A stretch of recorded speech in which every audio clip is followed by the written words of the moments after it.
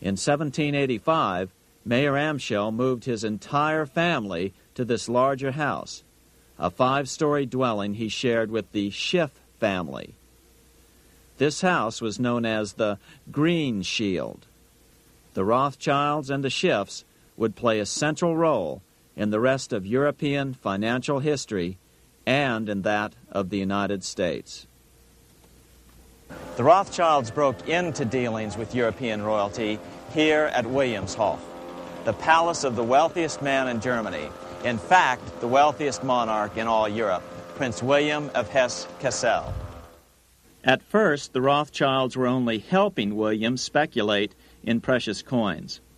But when Napoleon chased Prince William into exile, he sent £550,000, a gigantic sum at that time, to Nathan Rothschild in London with instructions for him to buy consols, British government bonds, also called government stock. But Rothschild used the money for his own purposes. With Napoleon on the loose, the opportunities of wartime investments were nearly limitless. William returned here sometime prior to the Battle of Waterloo in 1815. He summoned Rothschild and demanded his money back. The Rothschilds returned William's money with the interest the British consuls would have paid him had the investment actually been made. But the Rothschilds kept all the past profits they had made using William's money. Nathan Rothschild later bragged that in the 17 years he'd been in England, he'd increased his original £20,000 stake given to him by his father by 2,500 times. By cooperating within the family, the Rothschilds soon grew unbelievably wealthy. By the mid-1800s, they dominated all European banking and were certainly the wealthiest family in the world.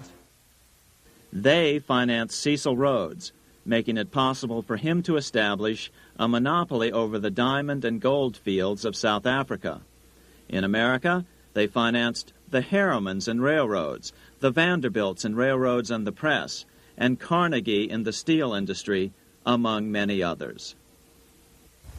In fact, during World War I, J.P.Morgan was thought to be the richest man in America. But after his death, it was discovered that he was actually only a lieutenant of the Rothschilds.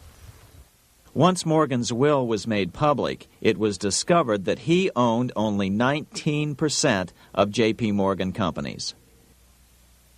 By 1850, James Rothschild, the heir of the French branch of the family, was said to be worth 600 million French francs, 150 million more than all the other bankers in France put together.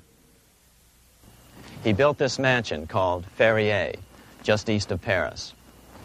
Wilhelm I, on seeing it, exclaimed, "Kings couldn't afford this. It could only belong to a Rothschild." Another 19th century French commentator put it this way: "There is but one power in Europe, and that is Rothschild." There is no evidence that their predominant standing in European or world finance has changed.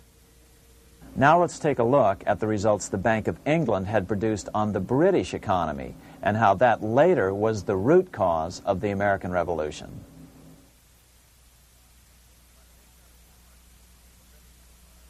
By the mid-1700s, the British Empire was nearing its height of power around the world. But Britain had fought 4 costly wars in Europe since the creation of their privately owned central bank, the Bank of England. The cost had been high. To finance these wars, the British Parliament here had borrowed heavily from the bank. By the mid-1700s, the government's debt here in Britain was £140 million, a staggering sum for those days. Consequently, the British government embarked on a program of trying to raise revenues from their American colonies in order to make their interest payments to the bank. But in America, it was a different story. The scourge of a privately owned central bank had not yet hit. This is Independence Hall in Philadelphia, where the Declaration of Independence and Constitution were signed. In the mid-1700s, pre-revolutionary America was still relatively poor. there was a severe shortage of precious metal coins to trade for goods. So the early colonists were forced to experiment with printing their own homegrown paper money. Some of these experiments were successful. Franklin was a big supporter of the colonies printing their own paper money. In 1757, Franklin was sent to London. He ended up staying for the next 18 years here, nearly until the start of the American Revolution. During this period, the American colonies began to issue their own money. Called colonial scrip, the endeavor was very successful. It provided a reliable medium of exchange, and it also helped to provide a feeling of unity between the colonies. Remember, colonial scrip was just paper money, debt-free money, printed in the public interest, and not backed by gold or silver coin. In other words, it was a totally fiat currency. One day, officials of the Bank of England asked Franklin how he would account for the newfound prosperity of the colonies. Without hesitation, he replied, "That is simple. In the colonies we issue our own money. It is called colonial scrip. We issue it in proper proportion to the demands of trade and industry to make the products pass easily from the producers to the consumers.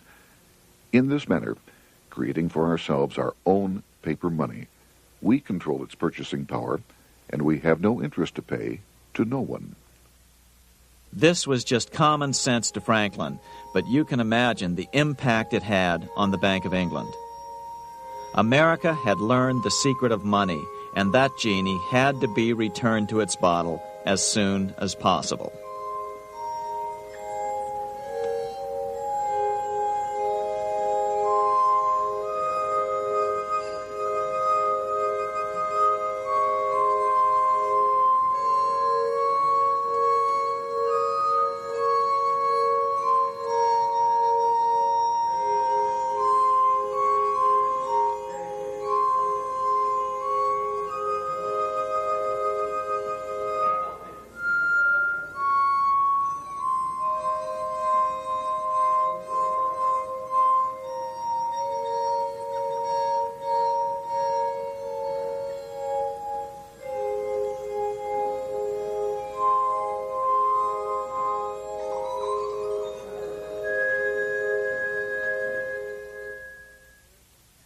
As a result, Parliament hurriedly passed the Currency Act of 1764.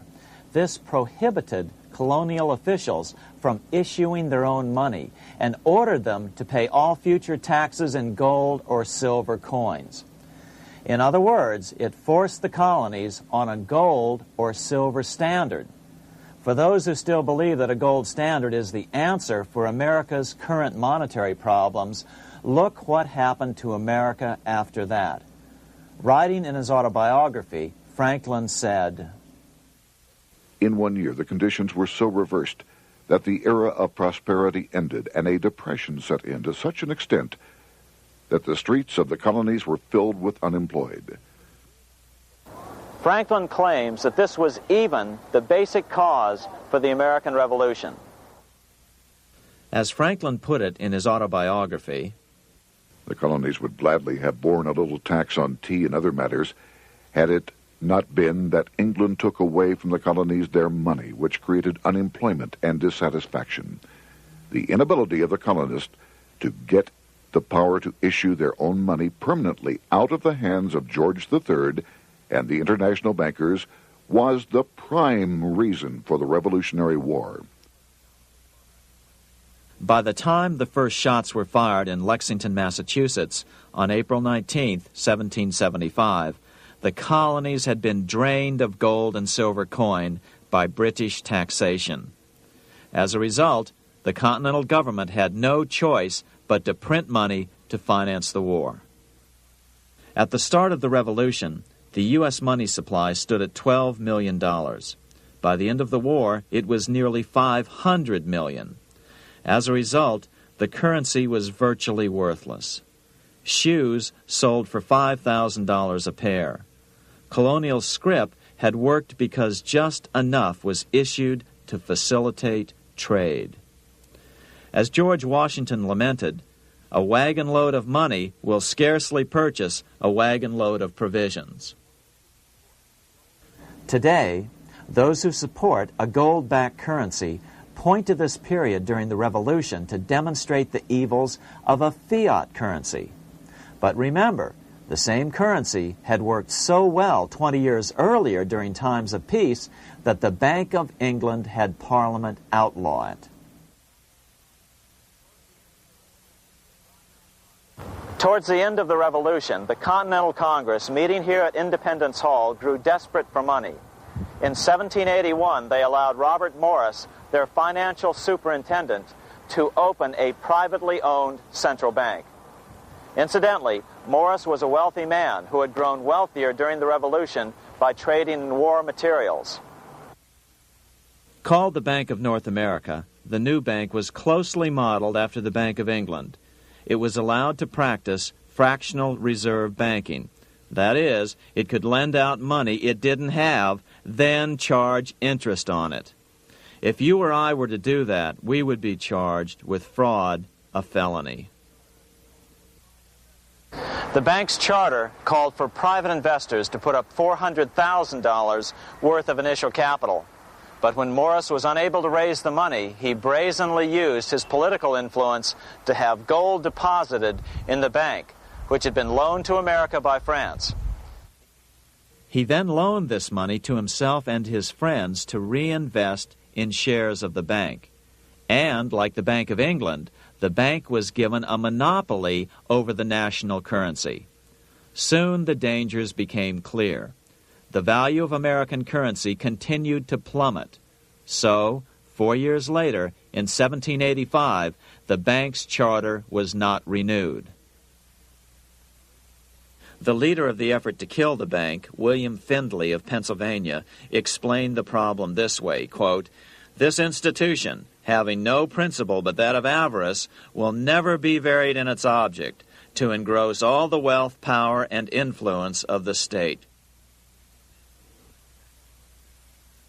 The men behind the Bank of North America, Alexander Hamilton, Robert Morris, and the bank's president, Thomas Whiling, did not give up.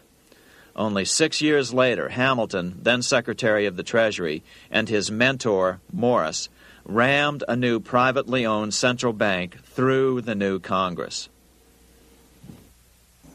Called the first Bank of the United States, Thomas Whiling again served as the bank's president. The players were the same, only the name of the bank was changed.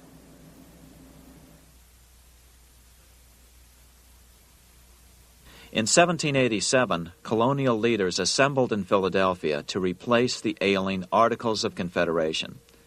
As we saw earlier, both Thomas Jefferson and James Madison were unalterably opposed to a privately owned central bank. They had seen the problems caused by the Bank of England. They wanted nothing of it. As Jefferson later put it, "If the American people ever allow private banks to control the issue of their currency, first by inflation, then by deflation, the banks and the corporations which grow up around them will deprive the people of all property until their children wake up homeless on the continent their fathers conquered." During the debate over the future monetary system, another one of the founding fathers, Gouverneur Morris, castigated the motivations of the owners of the Bank of North America. Gouverneur Morris headed the committee that wrote the final draft of the Constitution. Morris knew the motivations of the bank well. Along with his old boss, Robert Morris, Gouverneur Morris and Alexander Hamilton were the ones who had presented the original plan for the Bank of North America to the Continental Congress in the last year of the Revolution. In a letter he wrote to James Madison on July 2nd, 1787, Gouverneur Morris revealed what was really going on. "The rich will strive to establish their dominion and enslave the rest. They always did. They always will. They will have the same effect here as elsewhere if we do not, by the power of government, keep them in their proper spheres."